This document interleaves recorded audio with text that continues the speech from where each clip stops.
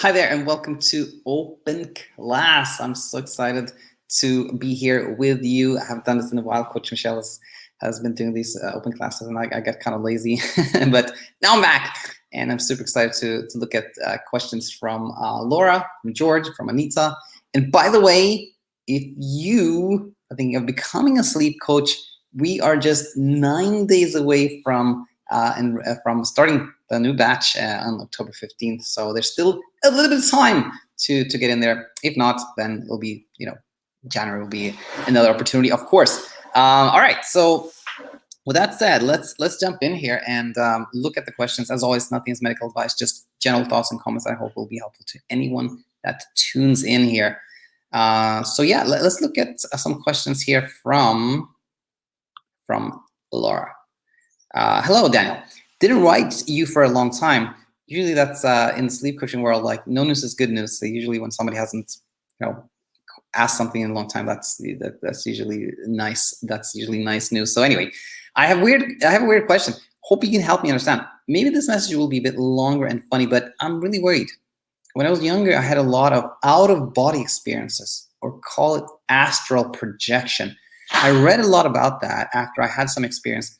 I wonder, what do you think about that? Is it something really spiritual or just some part of the brain that controls sleep? My problem is that one experience I saw an angel, which is also written in those spiritual books, that is nothing unusual to see. It's nothing unusual to see creatures and stuff. I said I want one specific picture when only I die, stupid maybe, but okay, I totally forget about it. 12 years later, that picture showed to me in my mind when I got this derealization. My obsession is now, can I be dead? Am I dead? Stuff like that. Maybe stupid. Everyone says that, but I can't stop thinking about it. Sorry for long pose. My question is it astral projection or out-of-body experience something real? Just part of, I don't know, a dream, even if it feels totally different? Thank you if you read and answered. Anytime. To me, there are kind of, two things here. One is this real, what's going on? And how do I stop like obsessing about this? Like I just can't stop thinking about this. And the first question, like, are astral projections real? Can our spirits, like soul, leave the body and see the body from the outside? I don't know. It depends on like your belief system. I will say that it is not uncommon at all to have like out-of-body sensational, like derealization, depersonalization, being out of your body. Like it's not uncommon in the context of insomnia. Imagine when your brain is really scared and you're also tired, you haven't slept for a while, like all kinds of experiences can happen. So I'll just say that is not unusual. Now, a very, very common question is the one like, okay, so let's say you tell your friends about this. I see this picture after 12 years, what's happening? Like, and they say like, what, just stop thinking about that. Just let it go. And then you kind of like, yeah, I have to stop thinking about that. But you keep thinking about that. Like that is such a common theme when it comes to insomnia and here on the channel. So how do we approach that? Well, I like to use this example of the pink elephant, So if I tell you, don't think about a pink elephant, what are you going to think about? Of course, you're going to think about a pink elephant, right? Because trying not to think about something, is thinking about that. And more specifically, when there's a thought is really just like a signal from the brain. It's kind of like a message from the brain. And when we try to like not hear the message, we're like, I don't want to think that. I don't want to think that. And the brain's like, wait a minute, why don't you want to hear what I'm telling you? I'm going to make you hear this, right? So when we don't want to think about something, we think about it more and more. And when we really don't want to think about something, we quote unquote obsess about it, right? So trying not to think about something is what makes us think a lot about it. So this leads us to seeing that if you're okay with thinking about these projections and having these thoughts, and you just observe them, oh, now I have this thought is happening again about am I alive or not? Now this thought is happening again. All right, you let that thought happen without any attempt to like make it go away, then those thoughts will become fleeting again. Like thoughts are at baseline kind of fleeting. They come, they go, they come, they go. When we try to stop them, then they stay. But when we allow them to come and go, then they do come and go. All right. So I think that's a very important point to make that I think can help a lot of people with a similar question here. So I want to thank you for submitting this question to Open Class. And with that said, let's look at our next message. George and Anita wrote pretty long messages, so I may not get through the whole thing, but let's just start and then see what we can learn and then go from there. So George says, "Dear Daniel, I've been looking through videos made by you and Martin Reed. They're very informative. I'm glad they are. I used to have some bad insomnia during 2018 to 2020, 3 to 5 days a week, which I managed to solve using mindfulness techniques and lots of sessions with my psychologist." I want to highlight this because I think this is very important. So we see, like, immediately upon starting this message from George, we see an idea that I had a problem and I did this to fix that problem, which I think is actually not quite what happens when we have trouble sleeping. The insomnia really comes from a place where there's this confusion. Like, the brain thinks that, oh my gosh, it's not normal not to sleep. I should be sleeping. This is bad. I have a problem. Being awake is dangerous. It's a danger. I'm under threat. I have to do something about this. And then the more you try to like do something about it, the more it appears that there's a threat and problem, and that's when we have the struggle we call insomnia. So I think when we use anything as a technique, as an attempt to kind of get rid of this problem, then that creates this idea, that reinforces this idea that there can be a problem, that something can be wrong, if you will. And so I think oftentimes you see someone said, I did CBTI and I was kind of cured for a while, but now it's back, or I used mindfulness, now it's back. This means that you arrived at a place where the brain no longer thought this was a big threat. It thought that, yeah, there is a threat, but right now I'm safe, so I don't have to do anything right now, and then you can sleep pretty well. And this can happen, for example, somebody starts taking medication, then taking medication signals to the brain that the threat is being contained, you're safe for now, but guess what? The idea that there can be a threat, that there can be a problem, is still there. It's kind of latent, which creates a scenario where you can easily have trouble sleeping again because you think there was a problem, right?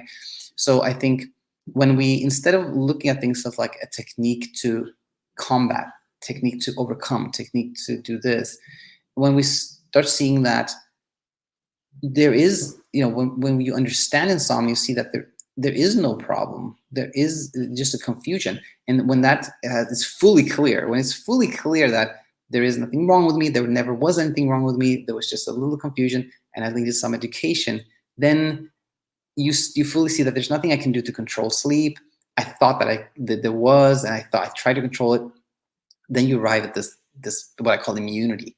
And immunity is basically when you see that there's absolutely nothing I can do to control sleep. There's nothing I can do to sleep more. There's nothing I can do to sleep better. Except learning and education that kind of leads there, but that's not control. But when you see that there's nothing I can do to control my sleep, and that makes you feel relieved, happy, then you will never struggle with insomnia again, right?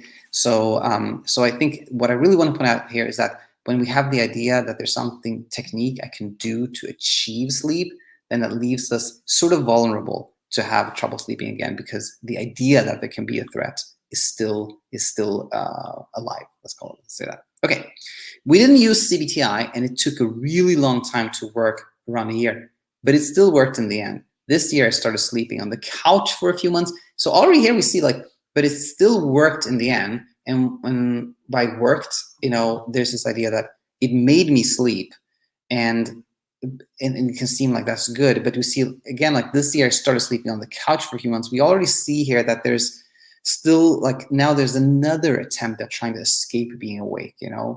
First it was there was mindfulness techniques, there was CBTI techniques. Now there's kind of like behavioral changes, like trying to avoid sleeping in the bed, which again just reinforces what I said, that as long as we have an idea that there can be a threat, there was a threat at some point, we're not quite free. Okay, it happened on a whim because I was so tired after doing the dishes, and I just dropped into it. I felt really good. I was sleeping faster and more soundly than the bed. I would wake up in the middle of the night since the couch was short and I had to dangle my legs over the armrest, but I was feeling refreshed and at ease, and went with it for a couple of months. That's when I noticed I began to take longer to fall asleep on the bed. But I wasn't bothered. I was still getting really good sleep on the first half of the night on the couch, and anything after on the bed was just a bonus. It didn't bother me at first, but I developed back aches from continuous sleeping with my legs dangling off the couch. So back to bed I went. Not surprisingly, I could not sleep on it, at least not immediately. It took even longer to fall asleep on my old bed. And with every passing minute, my old worries about my 2018-2020 insomnia returning would grow stronger. Okay, so let's take a pause here and reflect upon the, what happened on the couch. So again, insomnia really that there is some type of fear, some threat. I usually like the grizzly bear. We have started thinking that being awake at night is like a grizzly bear. It can attack us. And, we can use things like medication, CBT, all kinds of things can make us feel safe. We kind of go inside a cave and we feel safe. Okay, the bear cannot get me. Good, I'm sleeping better. Seems like a good thing, but guess what? You still think that there is a bear out there. You still think so. And so then the bear can, come back. It's not a real bear, but the idea that there's a bear can come back, and then we have trouble sleeping again. And what does this got to do with the couch? Well, the couch is one of those things where you do something a little different. And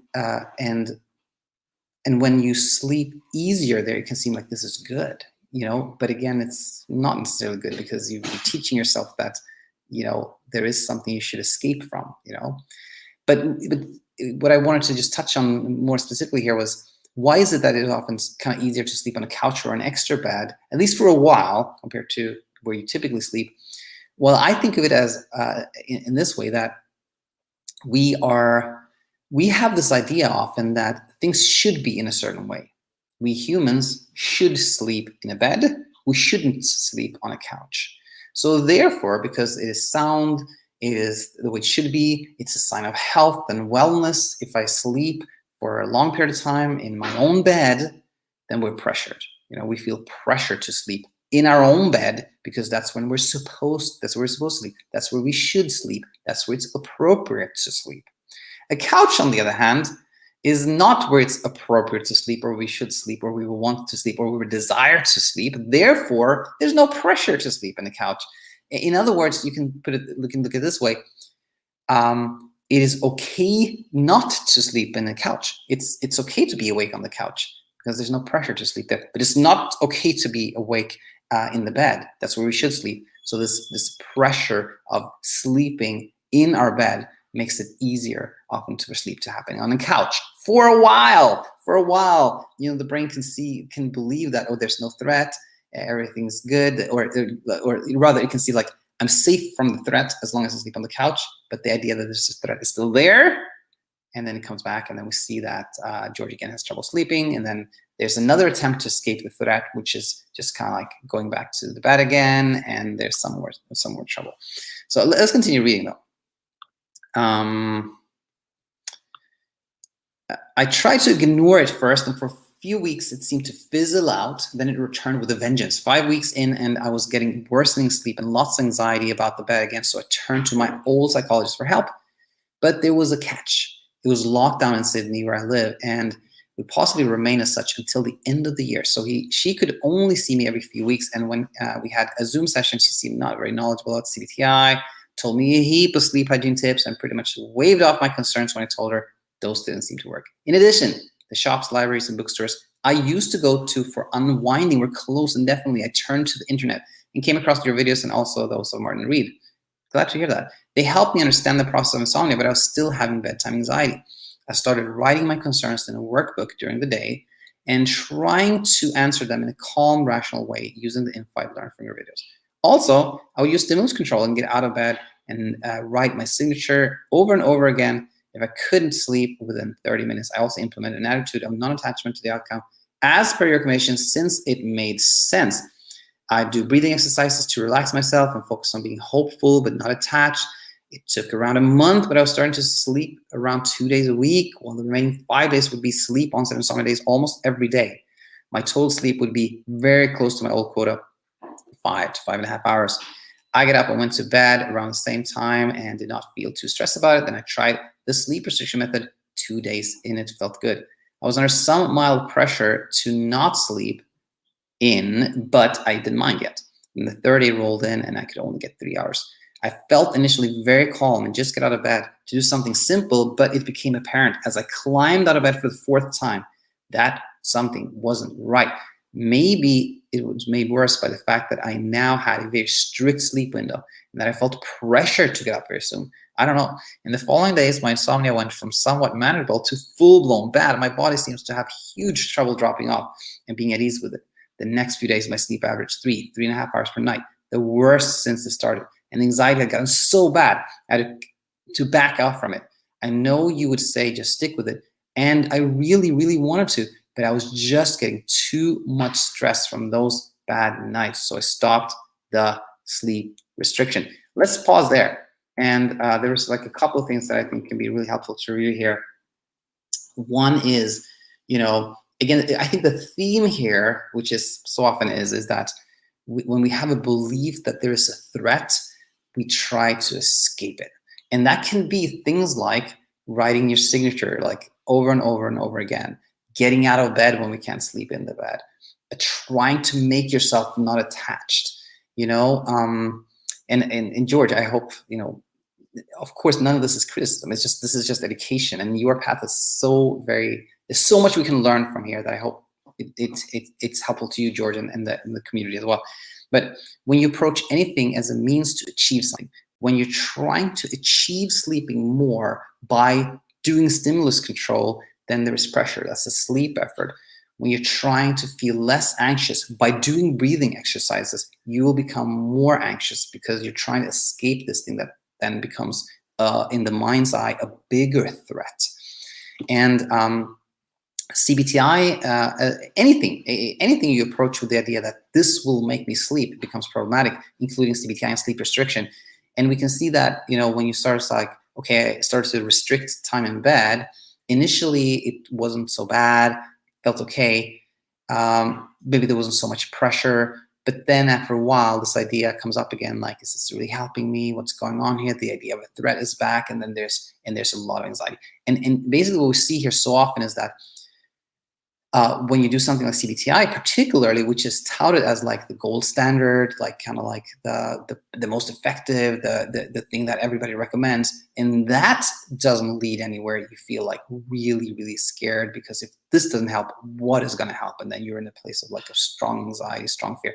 And I don't think at all that the path is like, stick with it, just keep going, push yourself. Not at all. It's much more of kindness. Kindness, I think, is the way.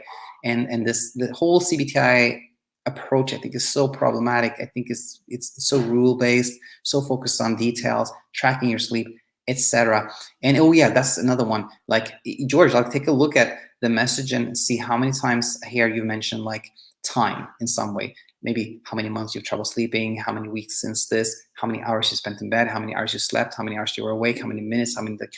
And this teaches us a lot, because this is another attempt of the brain to have control, is to measure and monitor. And when we leave that, when we go to a place of like timelessness, when we are no longer monitoring how much we slept, how long we were awake, how long we had trouble sleeping, it's not easy. I know it's not easy, but when we leave that and leave the idea of sleeping for a certain number of hours as a goal, and leave the idea that sleeping this much in so many weeks is a goal. When we go timeless like that, things become so much easier, and it's just a more gentle and kind way to ourselves, not to pressure ourselves so much. So those are kind of my thoughts there. So let's keep reading here. Here's the kicker. Even though I've stopped the sleep restriction, I'm sleeping only 3.5 hours for the last few days. I'm afraid I may have trained myself to get worse insomnia, and it's honestly the last thing I need. I now just, I don't know what to do. I try to reassure myself that I should just get back on the sleep restriction, but I'm so wary of it all now, and I feel I've backed myself into a rut. Yeah, this is so common, so typical, George. Like, because again, we're often told that sleep restriction is the thing you should do, and when that actually leaves you worse off because of all the pressure and performance anxiety, you feel like you feel in a really tricky place. And then the idea comes like, maybe I should just push myself and do this again, which creates more pressure. So no surprise at all that this can, like, you can feel in a rut when you are in this place. Very, very common, George. So many people have described this on the channel. So this, anyway, I want to say that nothing you've described here so far is in any way standing in the way of like you sleeping really well. This is just typical thoughts here. Yes, I know that I should just perhaps not pay attention to this outcome. That makes sense. But what if the situation's continually getting worse or staying that way? Sooner or later, it warrants some attention. I've also brought your book, Set It and Forget It, and I've read it, and yes, I agree with you. I don't know what else to say and do at this point. I have a feeling everyone would just say to me that I'm a quitter, and that's why I'm in a worse place, and that I'm just deserved for being attached to the outcome after a string of crappy nights, which might well be true. I just realized there's not much of a question to present to you at this stage, and that I'm just writing my experience out of frustration. You don't need to answer this in a video if you feel it to be the case. I understand. Anyway, I still appreciate your channel in this area of health, which I don't see very often. Thanks for that, George. Anytime, George. I'm so happy you're part of the community here. Thanks for sending this. And you know, last point here, maybe it's easy. You know, you shouldn't pay so much attention to the outcome. But what if the situation continues getting worse? And you know, this is really tricky. Because it's sort of easy not to be attached to the outcome when, you know, things are going pretty well. There's not so much struggle, right? But how should I put this? It's rather like, even though you're not sleeping much, you're feeling very anxious, very frustrated, it's still the same. Like, it's still like the more you try the more that feels like a calling for action, the more struggle there will be. If you arrive at a place where you can be like kind to yourself, gentle with yourself, and not so hard on yourself, even if there's a lot of struggle, then you do become less attached to the outcome, you know? So I think of everything that we talked about here, like self-kindness, being, you know, not being so critical of oneself, that is the path. But I think there was a lot here that we talked about that I hope will be really helpful. So George, I want to thank you for submitting this. And let's look at the last question, which is from Anita, I believe. Yeah, here it is. Anita says, good news and many questions. Hi, Coach Daniel, this is Anita. You kindly answered some questions on Open Class 133 about fertility and sleep. And I want to pause there actually right away and just say that back then, the question from Anita was basically, she was concerned. She had heard that if you have trouble sleeping, it decreases your likelihood of becoming pregnant. And I've never heard of any evidence of such a thing. We talked about that. And guess what? Guess who's pregnant? You guessed it, Anita. So case in point there. So happy to read this. I have something to share and some more questions. This is a bit long. I'm happy to report that while sleep has been an issue and seems to get worse these days, I'm 9 weeks pregnant. It actually happened on the first try when my sleep was not great. I mean, what more can we say? This is amazing to hear. And just, I know this is just like N of one. This is just one person reporting their story. But if insomnia was really like causing you to have fertility problems, would Anita be pregnant like the first try? Just a question. All right.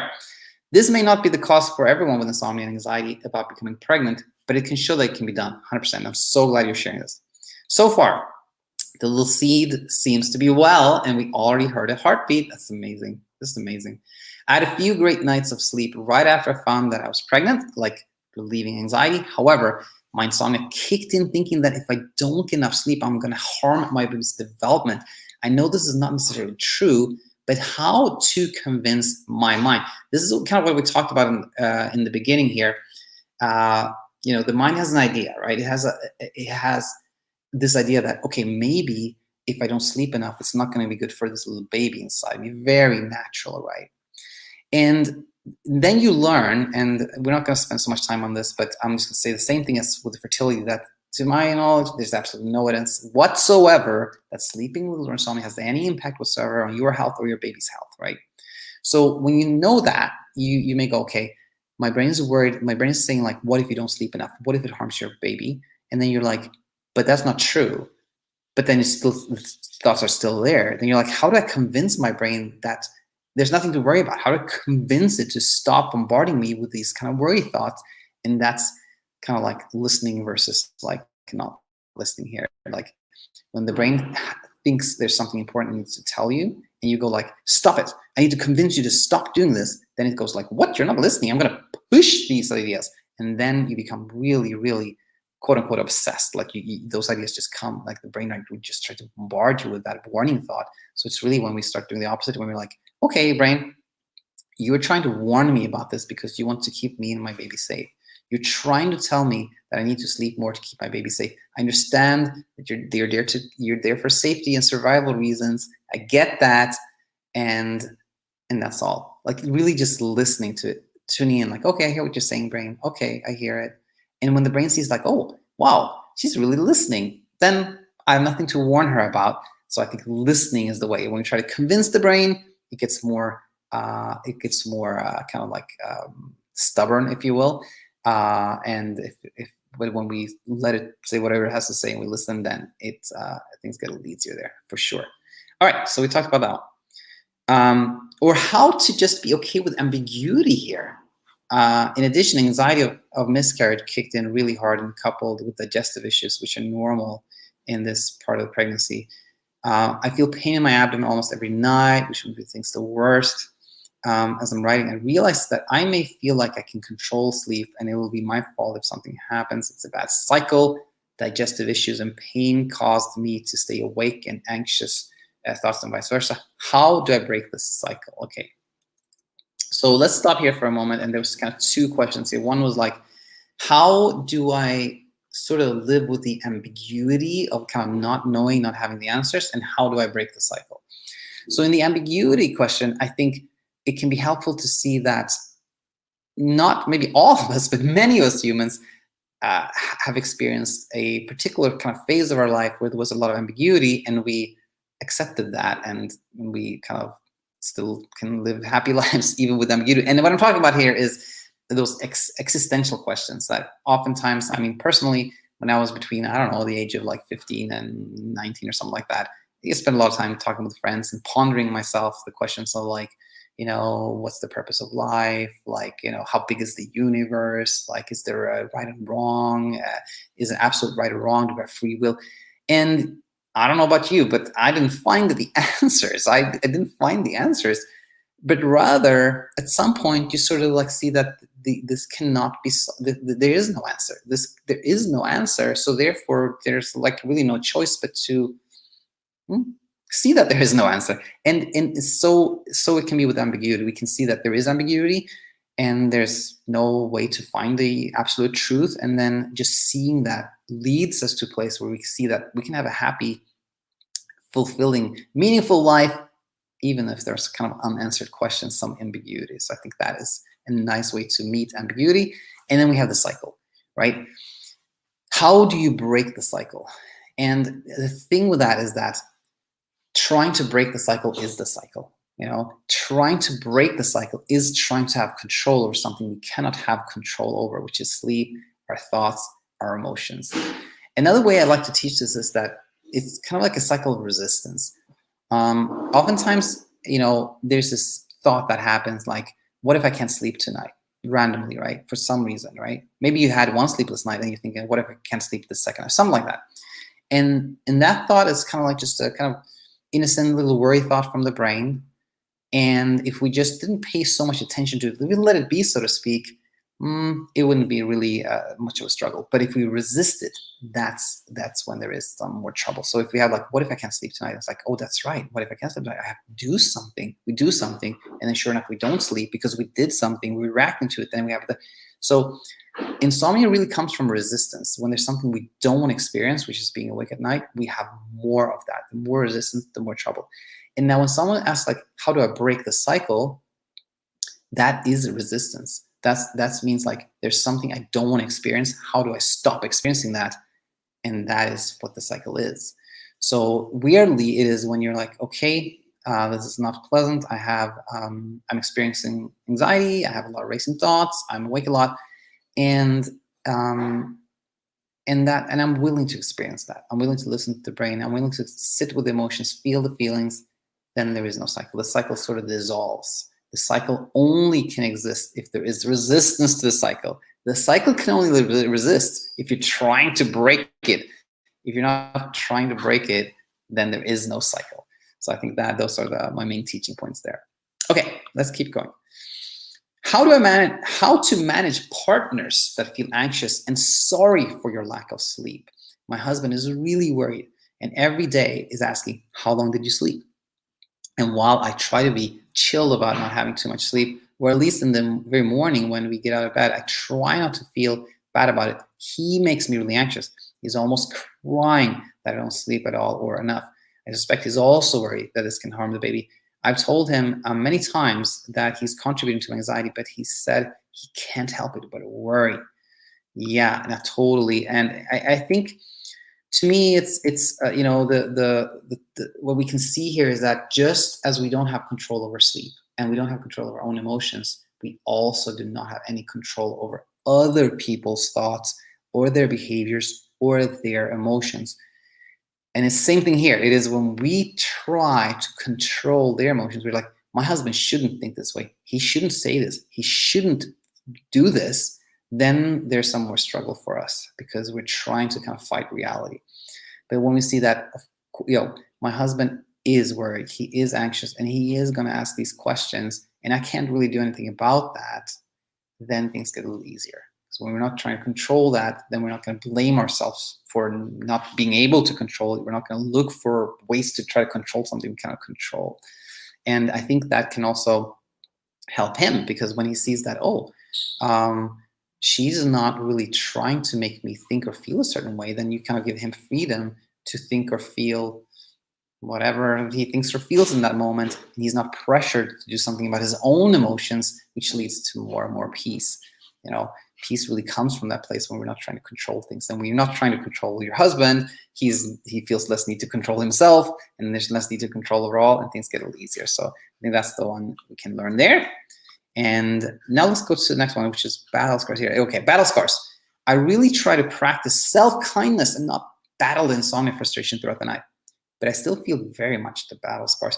To be quite honest from my experience, I don't think I can believe that you can only feel physically and emotionally bad about not sleeping only if you have the battle. Even when I'm most relaxed about not sleeping, I still feel fatigued and mentally blurred the next day. This has been the case pre-pregnancy, and it's been more intense as the body also gets more tired in the first trimester. Any thoughts? Okay, so let's stay on this one.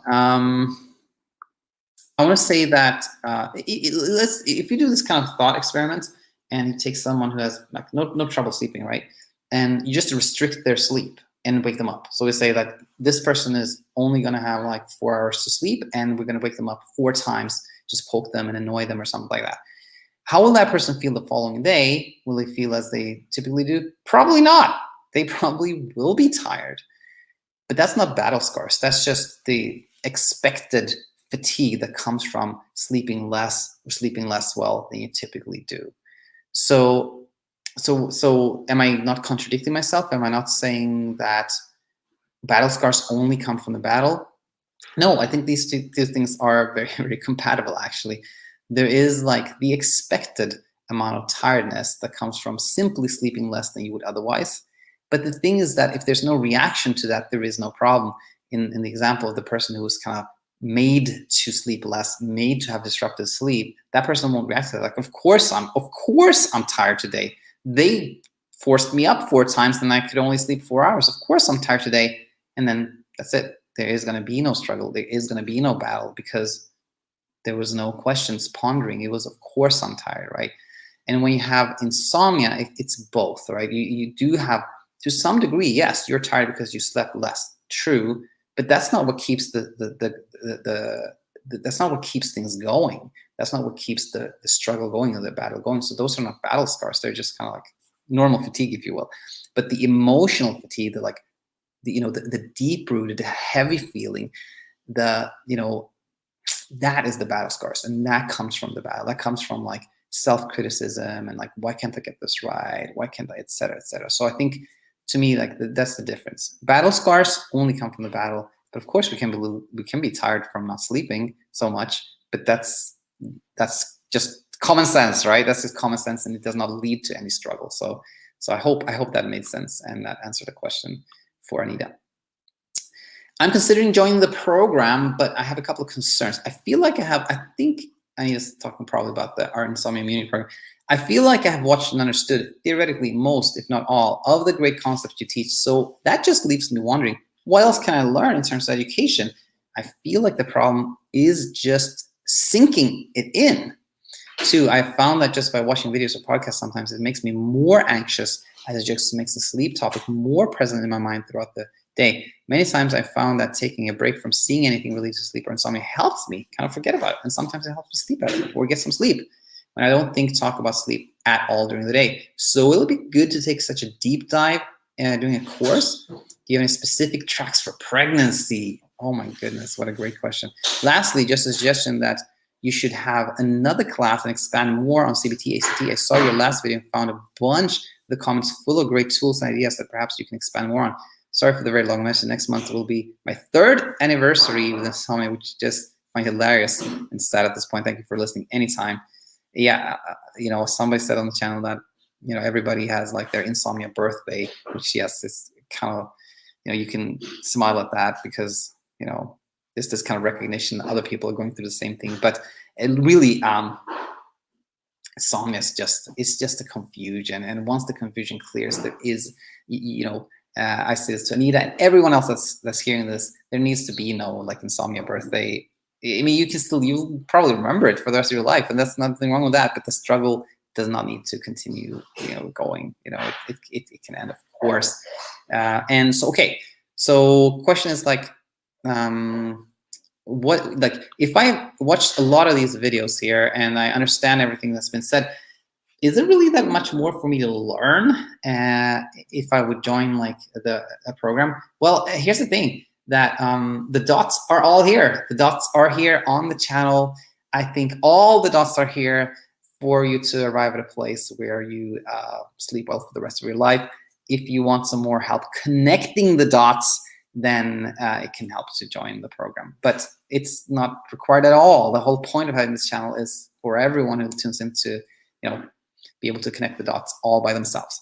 And the second one is a very good question, which is like, if the whole teaching basically is like, the more you look at this as a problem and the more you feed it with attention, the more you think about it, pondering, wondering, trying to get away from it, if that is what causes me to have trouble sleeping, wouldn't like joining in a program cause more problem, because I would be even more focused on it, which is a great point. And I think that if you're seeing that you're arriving where you want to arrive, you're moving towards a place where you want to be, then there's absolutely no reason to join the program for the exact reason when we attend insomnia, it's maintained by attention. If there's no attention, if there's no attempt at solving it, there is no problem. But I guess my reply here is that, paradoxical as it seems, oftentimes you need to put in a little effort to arrive at a place where there's no effort. You have to do something to arrive at a place where you do nothing. So sometimes you can sort of need a little help to do less, if you will. It's a little paradoxical, but it can definitely help sometimes. So hope this helped Anita and everyone else who's been tuning in. Nice to be back doing open class. And oh, by the way, kind of a little announcement here. I'm pondering a lot how to proceed with open class. In the past, many of you know, I used to put a link so you could submit a question to open class in every video, but then I got so behind that I figured I don't know how to do this, because I don't want to ask people to submit a question if me or Michelle don't have time to answer it. But on the other hand, I want to be able to answer questions. So I have a few ideas in my mind. One is to just encourage anyone to just leave comments, and then if the comment is like kind of long or needs to be expanded on, then say, hey, I'll answer this in open class. That's kind of one option. Another option is to say, submitting questions to open class will be kind of a perk of joining the Insomnia Immunity Program. But then again, you want to answer all the questions like within the program. Why should you kind of go outside of the program? I don't know, but maybe it is a nice perk to have. Option 3 is to like encourage people to send questions to open class, but then kind of cherry pick and say, we can't answer everyone, but we're going to answer this and stuff.